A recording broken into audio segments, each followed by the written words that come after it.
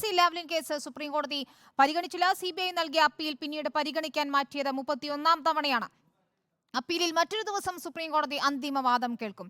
ശ്യാം ദേവരാജ് ഞങ്ങളുടെ legal correspondent ചേരുന്നു. ശ്യാം, പ്രതീക്ഷിച്ചതുപോലെ തന്നെ ഇന്നും ലാവ്ലിൻ കേസ് കോടതി പരിഗണിച്ചിട്ടില്ല. എന്താണ് വിവരങ്ങൾ?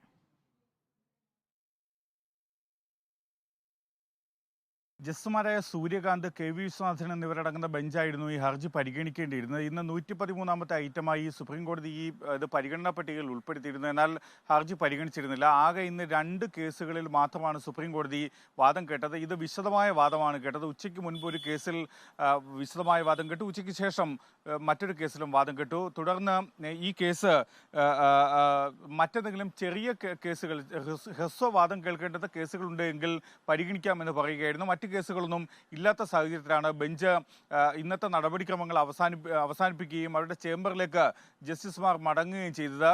ലാവ്ലിൻ കേസിൽ CBI നേരത്തെ തന്നെ ആവശ്യപ്പെട്ടത് ഒരു ദിവസം മുഴുവൻ വേണം അവരുടെ വാദങ്ങൾ അവതരിപ്പിക്കാൻ എന്ന കാര്യമായിരുന്നു.